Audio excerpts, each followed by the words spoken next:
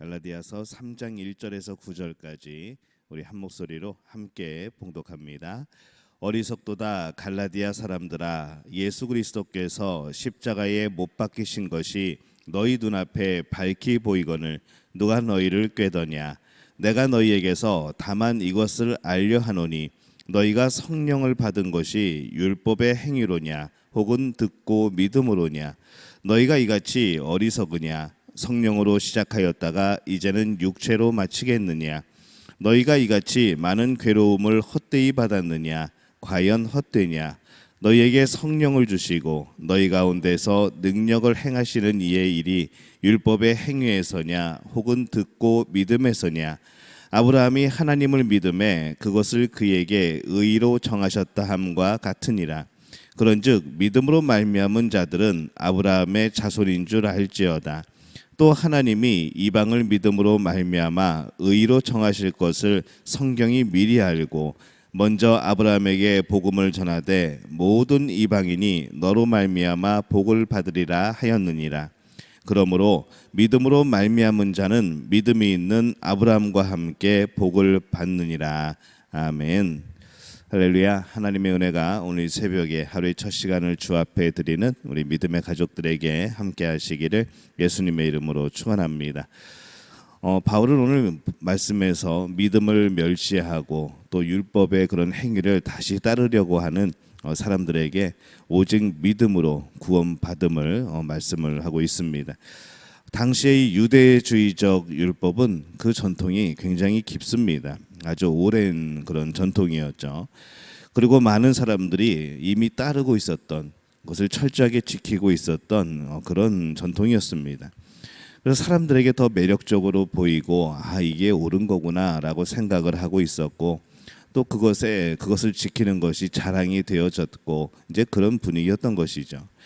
이 사람들은 눈에 보이는 것, 율법을 지키기 위해서 여러 가지 관습법을 지키기 위해서 사람 눈에 보여지는 그것의 매력을 가지고 내가 이렇게 율법을 지키고 있다고, 내가 이렇게 관습을 잘 지켜나가고 있다고 이게 보여주는 그것이 또 하나의 자기의 그런 거룩함을 드러내는 이제 그러한 모습이기도 했습니다. 그래서 이 복음이 사그러지고 율법을 다시 주장하는 사람들이 생겨나는 것이죠. 이 복음을 사람들이 처음 들었을 때 이 복음이 너무나도 간단한 겁니다. 예수님을 믿으면 구원받는다. 이것이 너무나 간단하다 보니까 과연 이래서 되겠는가? 우리가 율법을 지키고 전통을 지켜나갔을 때에 우리에게 주어지는 여러 가지 경계와 또 우리에게 주어지는 여러 가지 우리가 어떤 것을 지켜나감으로 인하여서 얻어지는 만족, 이런 것이 잘 느껴지지 않고 그냥 예수님만 믿으면 구원을 받는다는 그것에 이 사람들은 뭔가 허전해하고 아쉬워했던 것이죠. 이 복음이 그렇게 사실 가벼운 것이 아닙니다. 이 복음이 그렇게 우리에게 너무나도 가치 없는 것이 아닙니다. 너무나도 가치가 있고 그것은 우리를 살리는 가장 중요한 능력이 되어지는 것이죠. 근데 이 사람들은 무엇인가 내가 지키고 무엇인가 내가 주장하고 뭔가 경계를 통하여서 내가 지금 종교 생활을 하고 있다는 이런 느낌을 받기를 원하는 것 같습니다. 당시에 그러다 보니까 복음 위에 율법의 행위가 더 필요하지 않은가 이렇게 주장하는 사람들이 생겨났던 것이죠. 그래서 이 바울은 갈라디아 교회에 이 편지를 보내서 믿음이 무엇인가 이것을 설명을 하고 있습니다. 사람들은 믿음에 관심을 가졌다가도 쉽게 돌아서는 그런 경향들을 가지고 있습니다. 어디로 와서 어디로 가고 무엇을 해야 되는지 묻게 될 때에 그들은 종교에 대해서 생각하고 또 믿음에 대해서 생각을 하게 되죠. 어떤 믿음에 대해서 환상을 가지게 됩니다. 그러나 구체적인 실생활에 우리가 접하면서 사람들은 그 믿음에 대한 환상을 잃어버리고 거기서 깨어나 버리는 것이죠. 믿음만큼 그들에게 불편한 것이 또 없어지는 그러한 경우를 만나게 되어집니다. 믿음이 없을 때는 복음을 알지 못했을 때는 그냥 결정하고 그냥 하면 됐는데 믿음을 가지게 되니까 복음을 알게 되니까 이게 또 삶에 여러 가지 불편한 점이 생기기 시작합니다. 매주 교회 나오라고 하죠. 또 이제 매주 교회 나오는 것도 부족해서 이제는 아주 삶의 모든 부분을 하나님 앞에 드리라고 하고, 또 나의 삶의 모든 부분에 대해서도 하나님과 상의하라고 하고, 뭐 기도하라고 하고, 새벽에 나오라고 그러고, 뭐 이런 일들이 자꾸 이제 늘어나는 겁니다.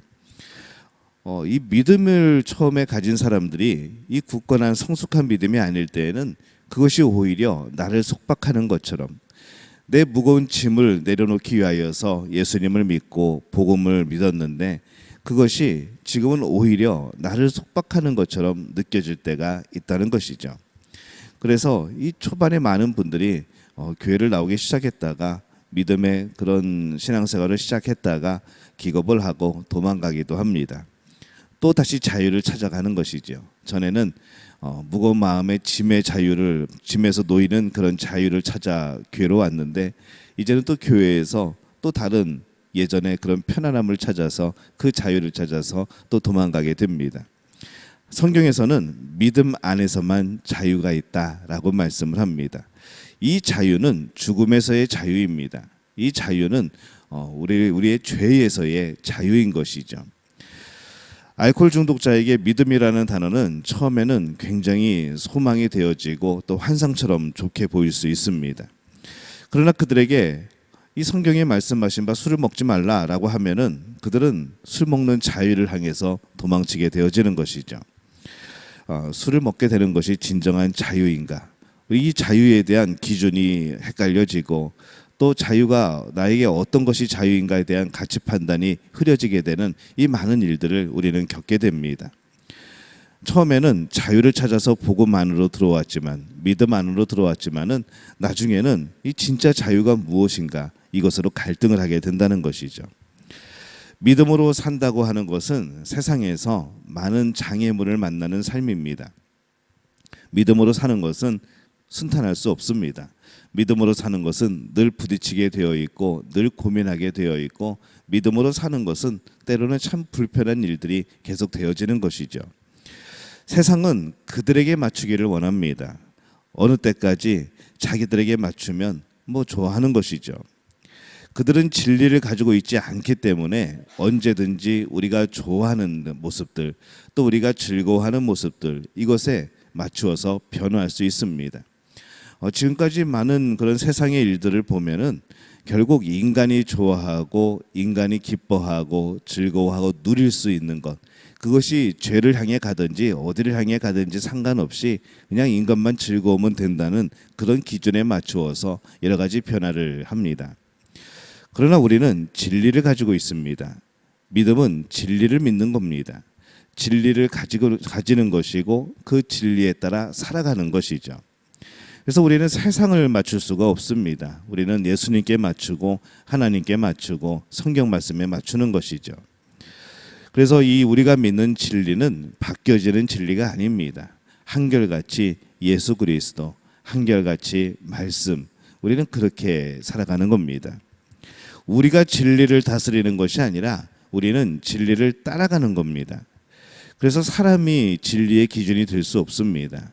세상이 진리의 기준이 될 수 없고 이 세상의 법칙이 진리가 되어질 수 없는 것이죠. 우리 또한 세상의 요구에 맞출 수가 없는 사람들입니다. 그러다 보니까 사는 것이 힘들다는 것이 거기서 나오게 되는 것이죠. 세상에서도 소외되는 경우들이 많습니다. 불편하죠. 그래서 믿음으로 산다는 것은 수없는 장애물을 만나는 것이고, 믿음으로 사는 것은 힘든 겁니다. 이렇게 시간이 지나면은 믿음은 점점점 인기가 없어집니다. 예로부터 지금까지 보면은 늘 믿음은 인기가 없었습니다. 예수님을 믿는다는 것은 인기가 없는 삶이었던 것이죠. 그러나 그것은 믿음이 힘이 없고 능력이 없어서가 아니라 우리의 속성이 악하기 때문에 그렇습니다. 믿음에서 떠나면서 그 자리에 우리는 다른 것을 올려놓기도 합니다. 믿음의 자리에 뭐 좀 더 고상하고 뭔가 좀 품이 있고 그런 것을 올려놓으려고 하는 것이죠. 내가 조금 더 조정할 수 있는 것, 내가 조금 더 타협할 수 있는 것, 내가 좀 더 내 마음대로 바꿀 수 있는 이런 것들을 우리는 믿음이라고 생각하고 그 믿음의 자리에 올려놓고 나는 믿는다라고 그렇게 살아갈 때가 많다는 겁니다. 믿음 대신에 위안을 삼는 것이죠. 성경은 율법도 구원에 이르지 못한다 라고 말씀을 합니다. 믿음이 아니고는 그 어느 것도 그것이 아무리 고상하고 품이 있고 우리가 어떻게 조종할 수 있는 것이라고 하여도 우리를 구원에 이르게 할 수는 없는 겁니다. 믿음만이 가능한 것이죠. 오늘 우리가 과연 무엇을 하고 있는가? 우리의 삶은 무엇을 향해 가고 있는가? 우리의 목표와 우리의 삶의 기반은 과연 믿음인가? 라는 것을 돌이켜보게 됩니다. 모든 일을 믿음으로 하고 있는가? 아니면 내 힘으로 하고 있는가? 우리는 오늘 내 힘으로가 아니라 믿음으로 사는 사람들이 되어야 합니다. 그리고 그 믿음의 진정한 본체는 예수 그리스도인 것이죠. 믿음만이 우리를 구원한다는 사실을 우리는 늘 기억을 해야 합니다. 믿음 말고 다른 것이 또 있다는 그 가능성이 우리에게는 없습니다. 처음부터 믿음만이 있었던 것이죠. 믿음만이 우리의 영혼을 구원합니다. 또 믿음만이 우리의 악한 생활에서 우리를 구원할 수가 있습니다. 믿음만이 우리의 많은 문제 속에서 우리를 구원할 수가 있는 것이죠. 우리가 우리의 힘으로 사는 것이 아니라 믿음으로 살기 위해 필요한 것이 과연 무엇일까 생각해 보게 되는 겁니다.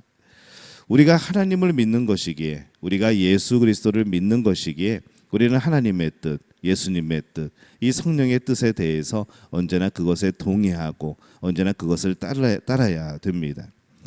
그래서 우리는 그렇게 하기 위해서 말씀을 듣고 기도를 하고 또 성경 말씀 안에 있는 하나님의 진리를 찾아가고 우리는 늘 그렇게 하나님의 뜻을 분별하며 그렇게 살아가는 것이죠. 내가 기준되지 않고 세상이 기준되지 않는 것.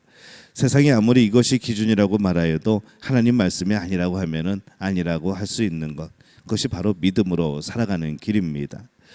믿음으로 사는 삶만이 우리에게 풍성한 그런 삶의 의미를 가져다 줍니다. 믿음에서 벗어나지 않고 믿음 안에서 살기 위해서 오늘 우리는 말씀을 잡고 기도를 붙들고 우리의 예수 그리스도 그 믿음을 가슴에 새기고 살아가야 될 줄로 믿습니다. 수많은 그런 고민들 속에서 수많은 문제들 속에서 우리의 언제나 해답은 믿음이었던 것이죠. 우리의 해답은 늘 예수 그리스도였던 겁니다. 우리가 다른 것에 속지 않고 이 예수 그리스도를 붙들고 믿음을 가지고 승리하게 되어지시기를 예수님의 이름으로 축원합니다.